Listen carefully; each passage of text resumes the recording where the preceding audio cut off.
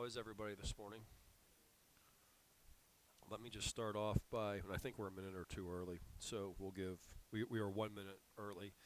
Just let me give a shout out to Sean for being here on time. Appreciate you. Appreciate you. Just give you a little bit of an update. I had, for those of you that joined us last Sunday, it was disjointed because of the breakfast and whatnot.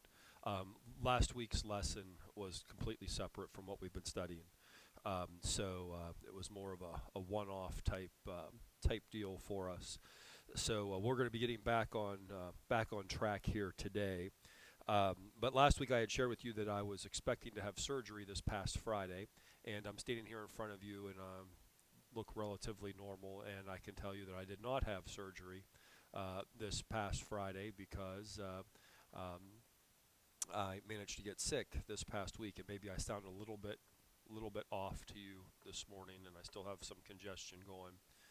But it was interesting. Last Saturday, I woke up with the slightest touch of a sore throat, and if you think the way that I think, which is not necessarily the right way to think, just full transparency, I thought, you know what, I should try to burn this out.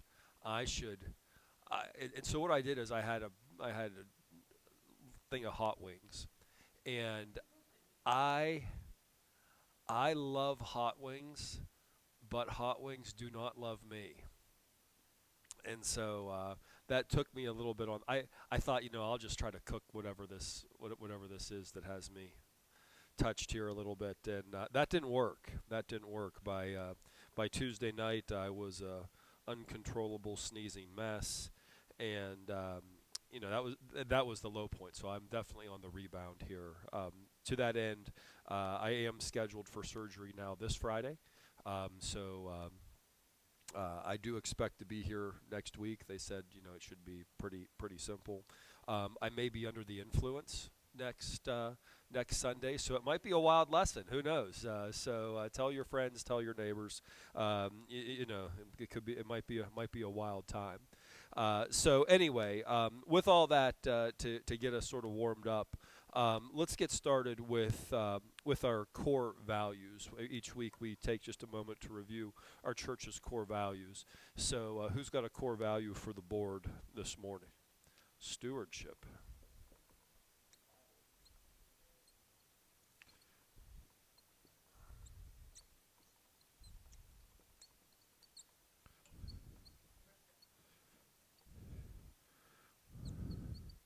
I think I heard another one, but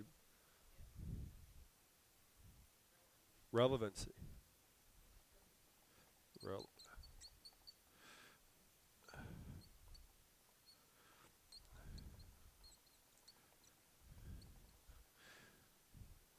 Timeliness is the core value that we have as a group, and we have decided that we want to add another core value that we have as this group, which is growth.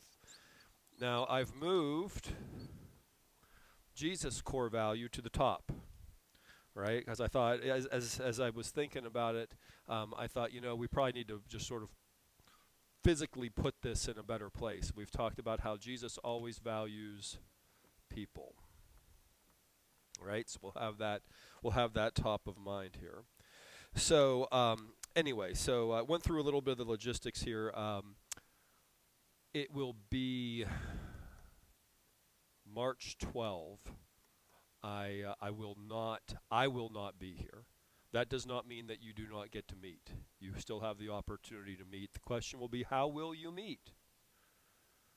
Will you meet with a stunt double, which is an invitation if somebody wants to stunt double and teach that week? Or will you make me record a lesson that I'll make you watch on the screen, which won't be anywhere near as fun? So those are going to be the options, but I'm not going to give you the opportunity to not meet just because I won't be here. I'll be going to, actually, Trace, you're going with me. We'll be going to Florida. Hey,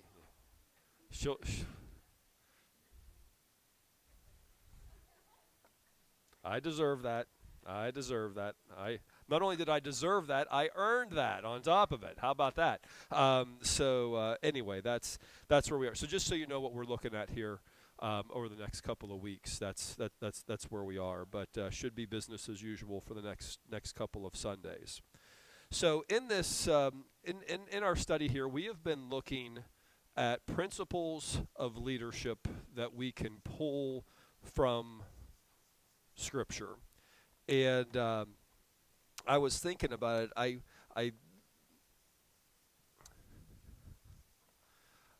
think these are such practical and tactical principles that we can have that will allow us to witness to any and everybody just as part of our everyday life, because everyone deserves to be led well.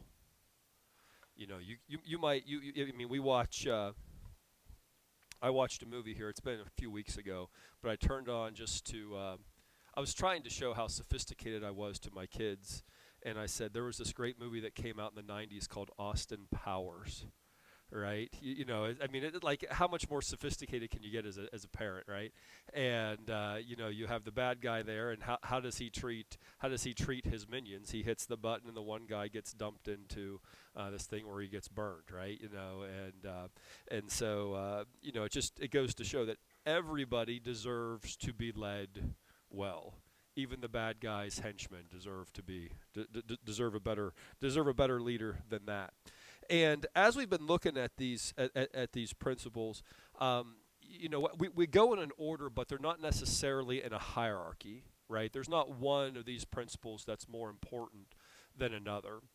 And I have a book that I'm working through, and as I go through the book, there's the next chapter, there's the next principle, and we look at it. And I looked at it this week, and I said, that's important, but I don't know that it necessarily fits. That's not exactly where I felt that we should go. So I jumped ahead a little bit, and we're going to look at a different principle. Now, as we look at these principles, you may have some of these principles that you like. Some of them you're going to be like, yes, I absolutely buy into that one. And there's going to be other of these principles that you'll look at, and you'll be like, whatever. But it doesn't change the fact that these are all principles that we should follow, because these principles will allow us to lead others well. So the principle that we're going to look at this week is something that I believe is absolutely key to being an effective leader. And it's something called the law of the picture. And the law of the picture is defined this way. It says people do what people see. People do what people see. Now, I want you to think, just in your personal experience, have you ever had someone, some leader in your life who gave you some instruction and then didn't follow it? Or did you ever have a leader in your life give you some instruction and then go do exactly the opposite of that? And I want you to think about what impact that had on your perception of them as a leader. Parents, have you ever had a situation where you said to your kids, it is time to go to bed? And you put your kids in bed, and you take half a breath, and you say, now I can sit down on the couch with your spouse, and we're going to watch some TV, and maybe you get a bowl of ice cream. You know, does any of this sound remotely familiar? Only to look out to the corner of your eye, and what do you see? A kid not in bed.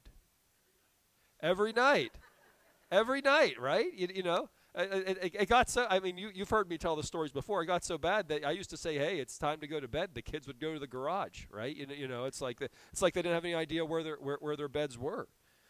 But you know what.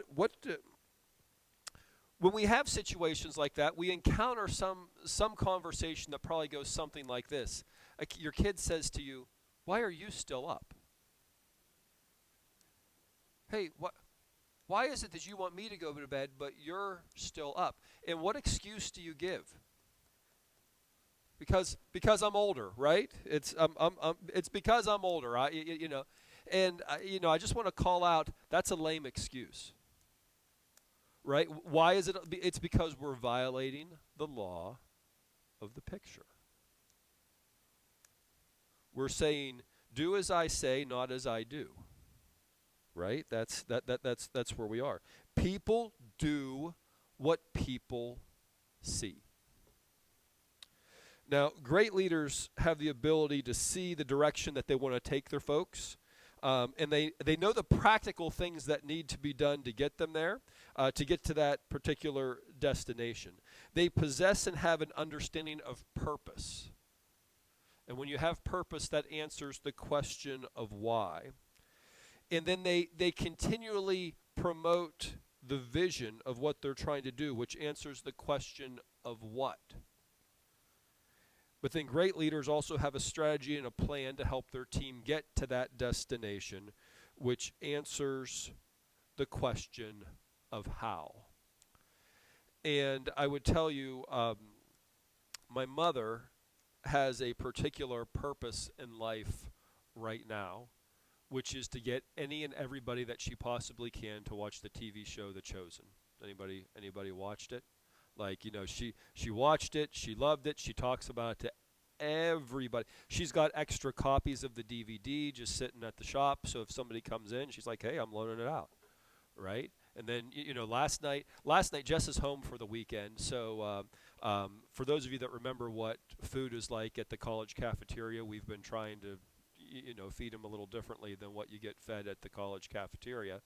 And so we had dinner with my mom and dad last night, and my mom and dad come over, and my mom says, are you guys watching The Chosen tonight? Because I'll just stay, right? She has a why, she has a what, and she says a how, right? She has these things going for her, which, if you know my mom, that this is new. Like, my mom has struggled with that for a long time, but she just loves, and she knows she knows the backstory, she knows the behind the scenes detail of every episode. Like, it's something. She is fired up. She has found a purpose. That's easy for me to say. Well, when we study Scripture and we study Jesus, we are looking at the greatest leader of all time, and he had a purpose. He had a purpose. He knew what had to be done, and he carried out his plan. And he did this to show us how we should be committed to our purpose. So I have a small handful of verses here. So if you would, Matthew chapter 20, verse 28.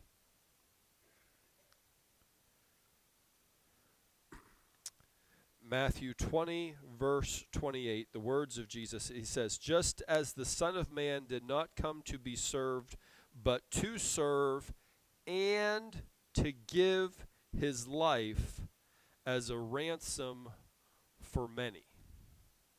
Jesus had his purpose. His purpose was to serve, and his purpose was to give his life so that others could have their life. Right? That was what he says in the Gospel of Mark. Now let's turn ahead a couple of pages that was the Gospel of Matthew. Let's turn ahead a couple of pages to the Gospel of Mark. We're going to look at chapter 10, verse 45. Now, it's been a long time since I've given you this little pointer, but whenever you read Scripture, it's important. Right? Everything in Scripture is important. But whenever you come across something in Scripture twice, that tells you that it is more important. When God takes the time to make sure that something is repeated, like parents, have you ever repeated yourself to your kids? Yes, and it's because this is important. Pay attention to this. Don't run with the scissors, right? It's something like this. So if we go to Mark chapter 10, verse 45, Mark records Jesus' words. He says, "For even the Son of Man did not come to be served, but to serve and to give his life as a ransom for many." This is so important that we have multiple people writing it down. Now, you're going to turn ahead a couple more pages to the Gospel of John. Gospel of John, chapter 10.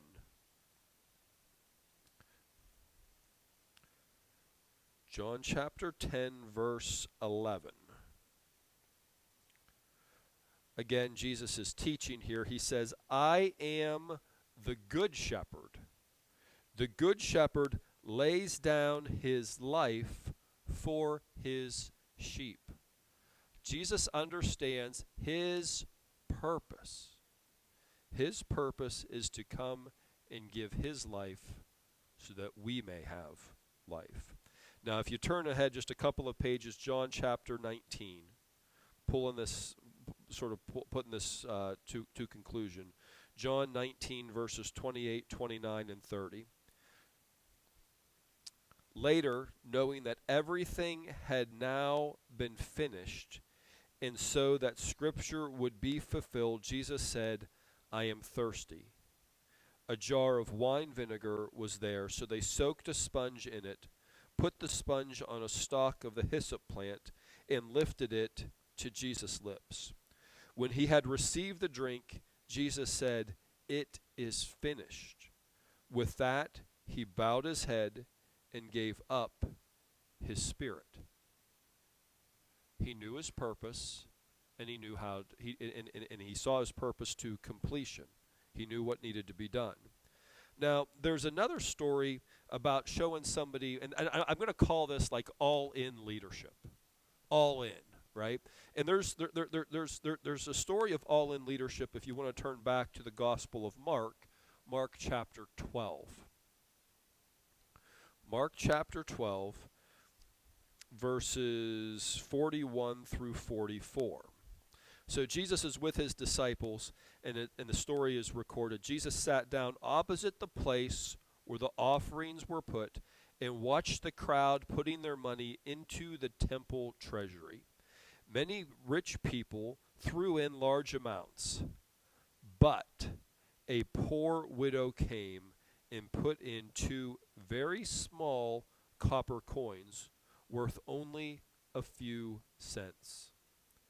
Calling his disciples to him, Jesus said, Truly I tell you, this poor widow has put more into the treasury than all the others. They all gave out of their wealth, but she, out of her poverty, put in everything.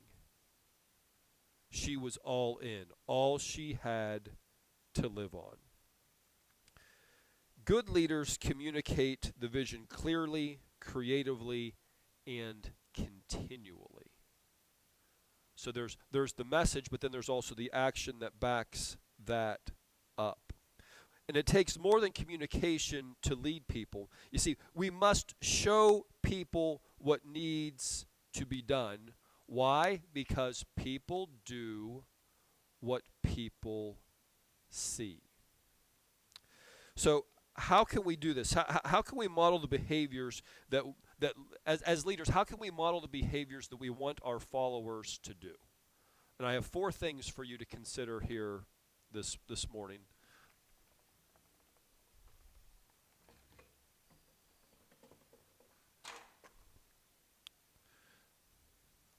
Number 1, 4 things to consider about getting our people to follow and do the things that we want to do. Number 1 is that we need to know that our followers are always watching.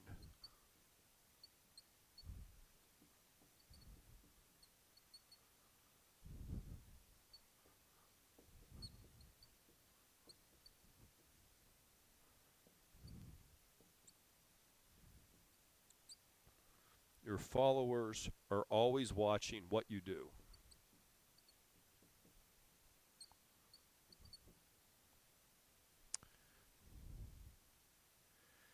In recent days, I would tell you that the law of the picture has actually been sort of discussed at our house, not in the terms of law of the picture, but the other day some of the special times I have is just whenever I have one-on-one time with the kids, and I get the opportunity to go pick Brendan up from swimming a couple of nights a week. And so there was one night this past week that I went up and I'm sitting outside the rec complex, and she comes out and she gets in the car, and we're not even out of the parking lot, and she said, "Do you ever see us do anything that reminds reminds you of you?" Maybe that's the way she said it. But like, do you ever see your kid do something and you're like, "Yep, I know where they got that from." I'm not going to make eye contact with Steve. I could feel him sort of twitch. No, I'm just teasing you, Steve. Um, but you know, now sometimes we do this, and we sort of I will do this, and I will needle somebody about this. I'll needle Trace about this. I'll be like, well, here's like Taryn is super particular about things, and I'm like, well, you know where she gets the particularness from, right? The particularness comes here, right? You don't always see that in yourself, but I would say that I have noticed times when the kids will do something, I'll be like, that is so my kid. They'll say something the way that I say something. They'll have an attitude that I have, these are not necessarily complimentary things. Right, you know, I'll ask each of you. Have you ever like physically seen the words come out? I guess figuratively, seen the words of your parents come out of your mouth at some point? Like it's like, oh boy, how did you pick that up? Law of the picture. People do what people see. People do what people see.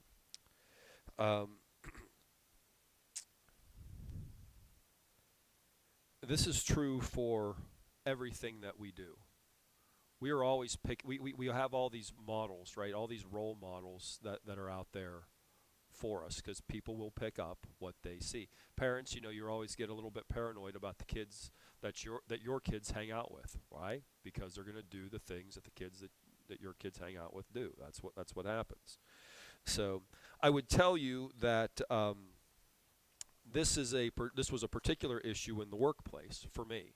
When I was in the pharmacies, we would have district leaders that would come in and they would say, well, you know, we need you to do this and this and this and this and this. Now, these are folks that had a position of authority, and we were expected to do those particular things. But the interesting thing of it is that when they came into our stores, they didn't do those things. They didn't do those things. And what that turned out to be is it turned out to be very confusing. If you remember, there was a few years ago when there was all this controversy about should you wish people Merry Christmas. Remember this? It's like, oh, we can't wish people Merry Christmas. We have to wish them Happy Holidays, right? We've got to neutralize this. And so, like, this was a big deal. Like, this was affecting some of the large stores, the Walmarts, the Targets, and we got the call that, hey, we need to be sensitive to this. So we really want you to answer your phone, you know, with Happy Holidays from Eckerd Pharmacy at the time, right? And then what they did is they sat in their office and they called the pharmacy, and then whenever we pick up the phone, they would see if we were answering it correctly. Which is an interesting thing, but you know what happens whenever you call your boss back? How do they answer their phone? And whenever there's a disjunction there, that creates confusion, right? It creates confusion, and it undermines what is going to be done. The note I have here is followers may doubt what their leaders say, but they usually believe what their leaders do. You may be told something, and you may be like, well, I don't know about that. And what are you actually going to do? You're going to do what they do. Because people do what people see. If we look at our scripture here, Jesus had a clear purpose, and he followed his purpose to his death. And you know what? People do what people see. What did his disciples do? They took the purpose. They took the Great Commission. And they took the gospel to the various ends of the earth. and the overwhelming majority met themselves with a martyr's death. People do what people see.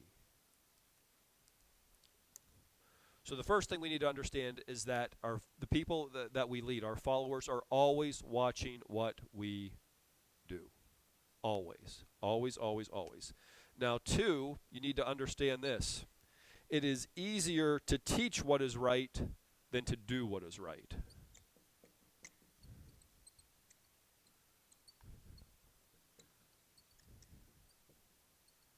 What?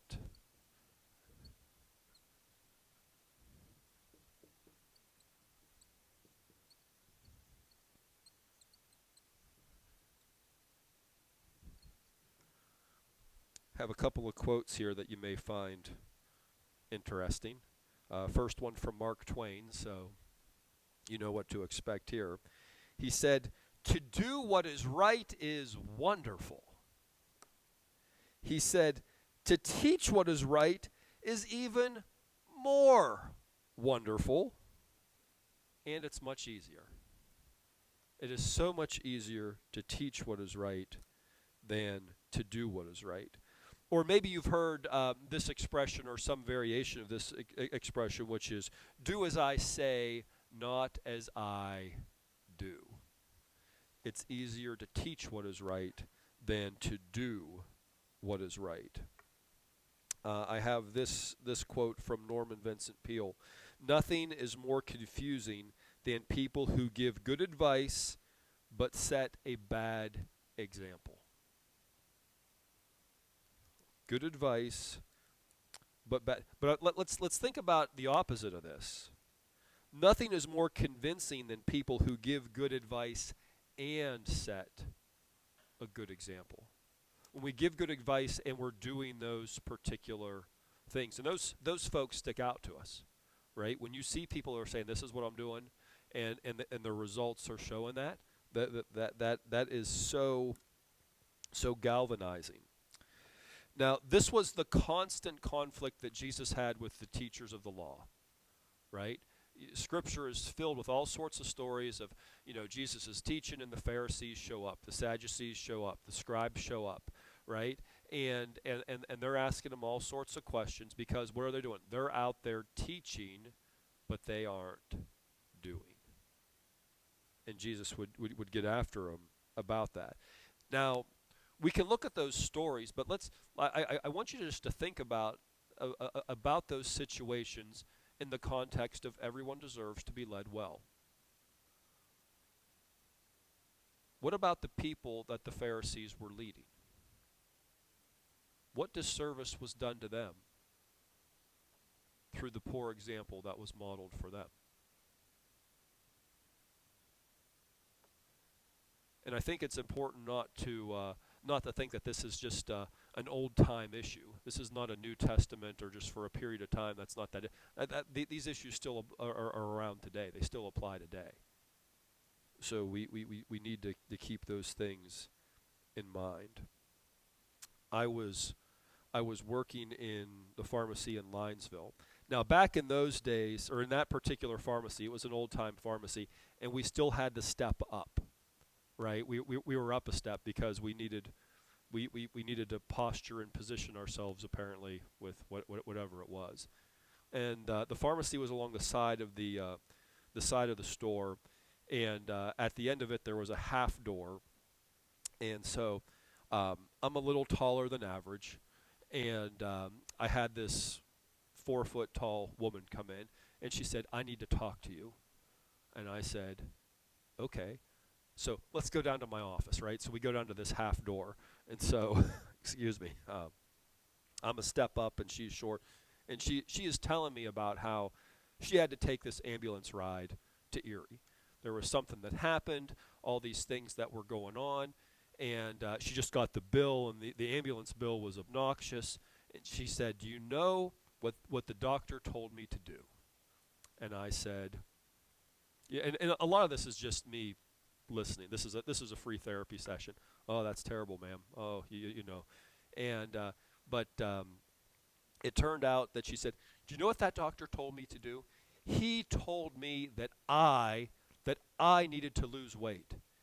And she's like, you should have seen the size of this guy. He was huge, and he had food stains all over his shirt, right? So she was getting advice to do something from somebody who wasn't doing it.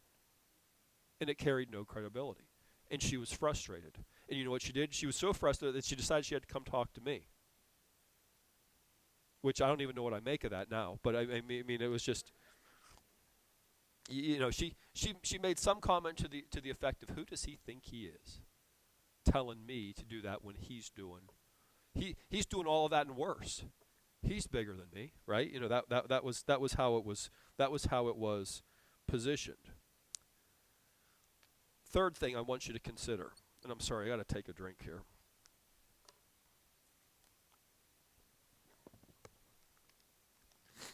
The third thing that we need to consider is we should work on changing ourselves before we work on changing others.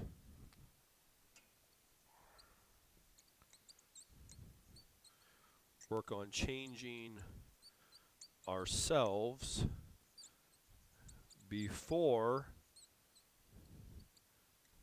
changing others. The first person we can and the first person that we should lead is ourselves. That's where we have the most agency. We have the most direct authority over. And I will tell you this, our standards for excellence for ourselves should be greater than the standards of excellence we have for the people that we lead. Because everybody that we are leading is a little bit behind us.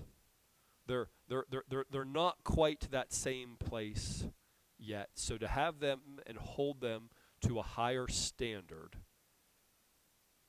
is troubling.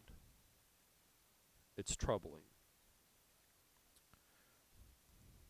The fourth and last thing that I have for you today, how are we doing time-wise? Oh, we're doing real good. The fourth thing that I want you to consider around the law of the picture, I'm doing this just so I can write it easier, is the most valuable gift a leader can give is being a good example. The most valuable gift a leader can give is being a good example.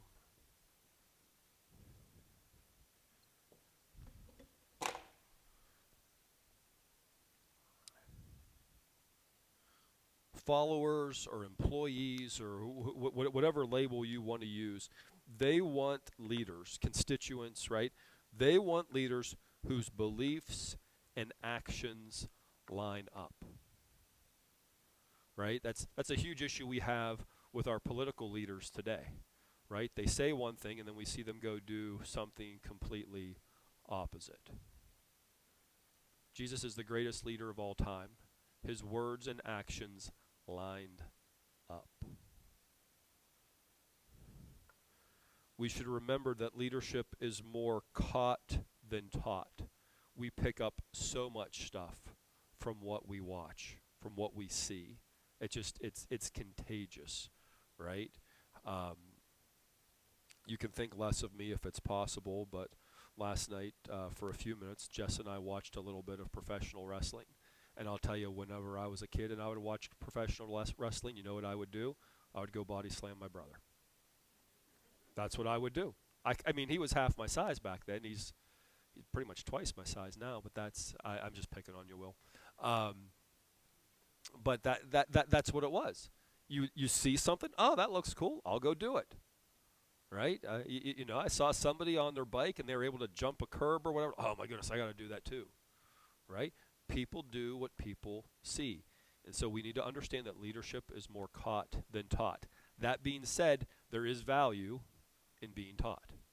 That's what we're doing here. Hopefully you're getting some value out of your time here. You're saying, wait a second, I haven't thought of that before. Maybe it's causing you to short circuit a little bit, and you say, you know what, I need to do something just a little bit different. I need to recognize that there's something here that's out of alignment, so that we can so that we can make some improvements. So the note I had is, in many cases, teaching can help us identify places we can improve, and we can be intentional about making positive changes. Now, several weeks ago, we talked about directional leadership. We talked about leading up. We talked about leading across. We talked about leading down.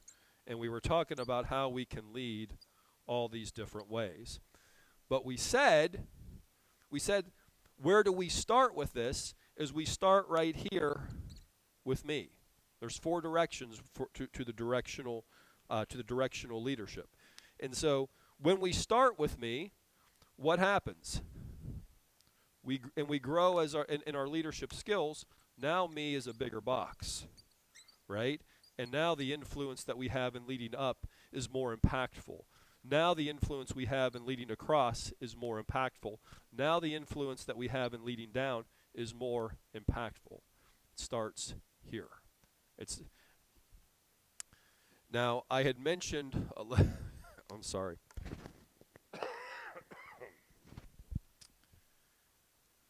I had mentioned the term all-in leadership a little while ago, and I want to illustrate this to you through a little box. And I have 2 columns in this box. I have the in box and the out box. And we're going to look at our level of commitment. So if I told you that I had 0% commitment, I was putting 0% in, how much out would I be? 100. I'm 100% not committed to this. Pastor John says, hey, let's go to a Browns game. 0% in, 100% out. Right? That's where I am.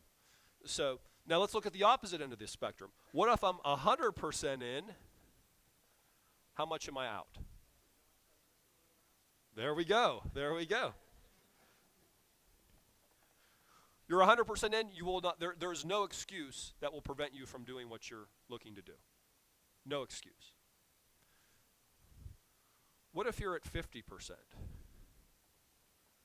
What if you're 50% in? Where's that put you? Or here's the challenge. What if you're 99% in? How much are you out? How much are you out if you're at 50% in?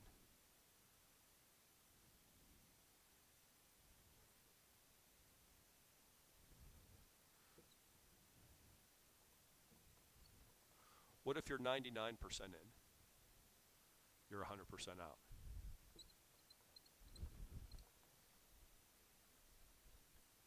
You're 99% committed to coming to church on a Sunday, but you wake up and you know what? It is cold.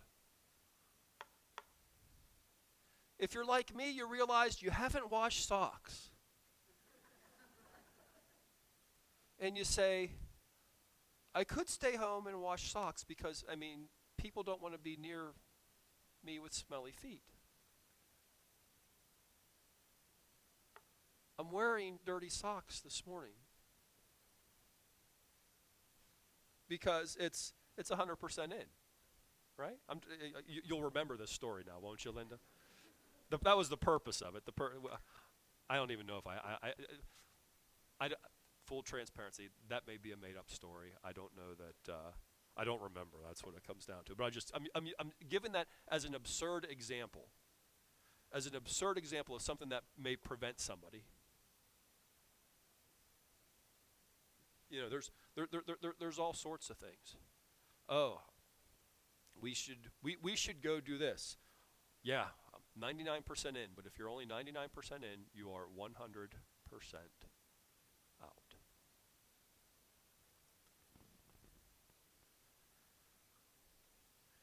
This concludes what I had prepared for you this morning, but I do want to give you just the ACT acronym, right?